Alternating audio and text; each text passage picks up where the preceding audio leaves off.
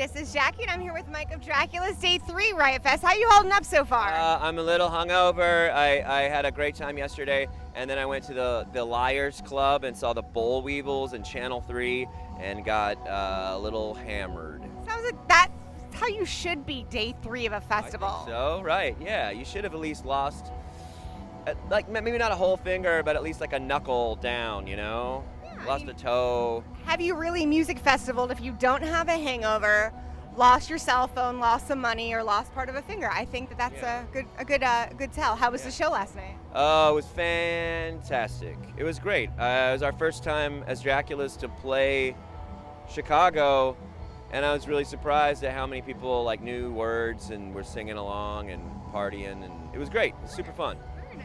So you guys are members of Riverboat Gamblers, Correct. as well as some other band called Rise Against. I've never heard of them. I haven't either. I don't know. I'm not familiar.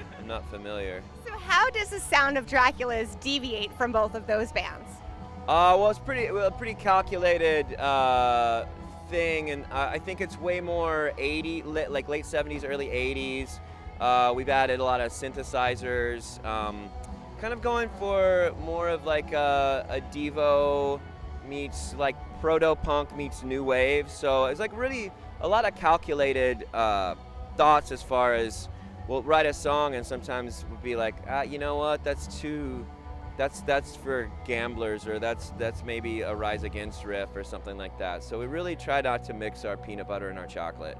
Oh, great. Now I want a peanut butter cup.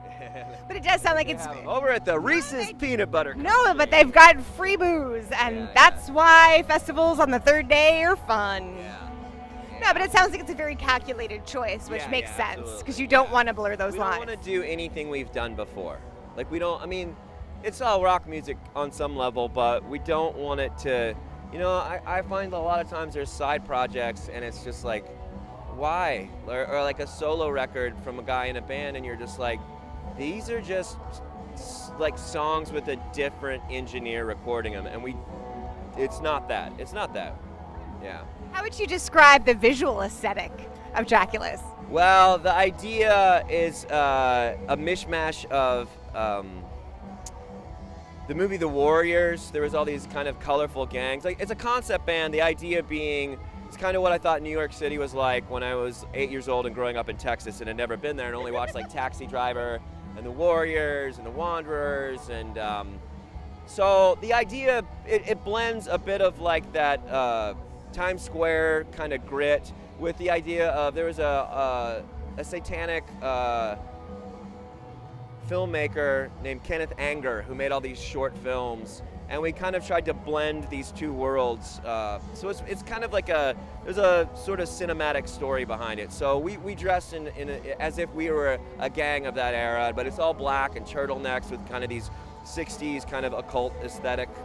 Turtlenecks were definitely a good choice for this weather.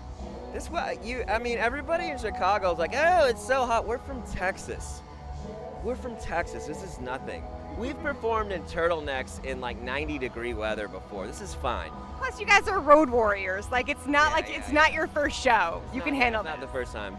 Although we do probably need to think if we do a big festival run next summer, maybe there is. I mean, we plan on changing outfits, but I've got we'll it see. for you. Dickies. Oh, just the top, yeah. Google it, kids. Google it. Nothing underwords. Just a turtleneck, nothing else. I gotta drop 8 pounds, but sure. But speaking of fashion, your new single is Fashion Forward. It dropped yesterday, 2 days ago, Friday the 13th. See, Festival Life, I really don't know what day it is. It all blurs together. What influences songwriting on that track? Well, we wanted to go in a more like new wave. That was a very, like, the first record I think leans a little bit more towards punk, but this track is off a new record that will drop in March, I think, of 2020, but we're gonna be giving out singles all the way up until 2020. So you'll have heard a lot of it, but we're gonna do videos and singles up until then. And this one was a very specific, like, let's try and lean into the new wave that we're playing around with. So you mentioned you're going to be teasing us with singles for a while. Do you feel like there's a sort of pressure either intrinsically or extrinsically to keep putting out music, to keep sort of our very short attention spans going? Yes, and I've been saying this for a little while now, but you know, it used to be you drop a record, and even in the early streaming era, you drop a record and you kind of do everything around it, and now I kind of feel like, I mean, people pay, you know, $10 a month for Spotify or Apple Music or whatever, so essentially they're getting music for free, and I'm just kind of like, that's fine, I can live in that world, but let's space out the free. So that is kind of the goal. I've never released a full-length album this way in pieces, so we'll see how it does. I mean, I'm excited about it. I try not to be, you know, there's a lot of old-timers in the music industry that really hate the way everything's going, and to me it's just it's a wasted emotion, because things are changing and you just got to either like figure out how to deal with it or just stop. You know, you start to sound like an old man on a porch yelling at children to get off your lawn or something. Might as well just embrace it then. Embrace it. So when you're coming up with, when you were coming up with songs for the new album, were you thinking of something that's more cohesive or something that kind of showcases the different sides of your band because of things like music streaming? It's cohesive, but at the same time, it's a concept record, and that the songs are sort of told from different characters in this world. So it doesn't have to, each song doesn't need to sound like it's the same guitar or the same, you know.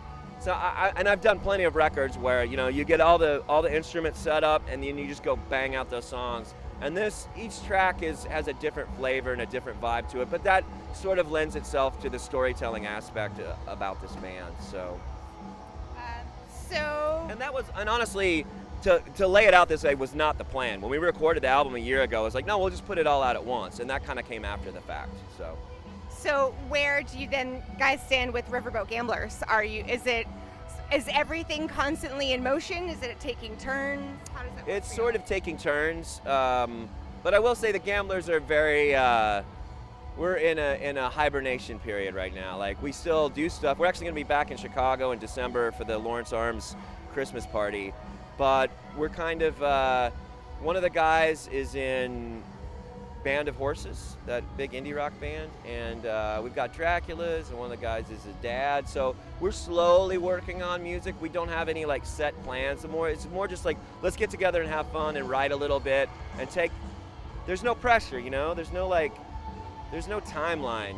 We'll get it going when we want to get it going, when it all makes sense, which is nice. It's nice it makes it kind of fun again to not have pressure. But then with Drakulas, I've got pressure, so it's as long as I'm distressed in some way.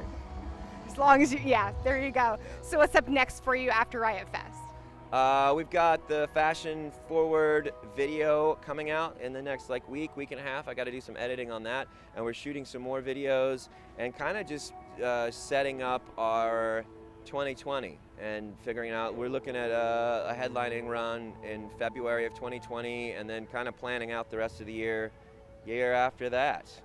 But right now, a lot of it is, since it is kind of a concept, we're kind of trying to lean really heavily into videos. It's kind of a 360 art project, so there'll be some videos and possibly a game and some other artwork coming out around that. Well, stay tuned for much more from Drakulas. This is Jackie, thanks to Chorus FM and In the Key of Change. All right, Mike, I'm just going to grab a quick picture of you.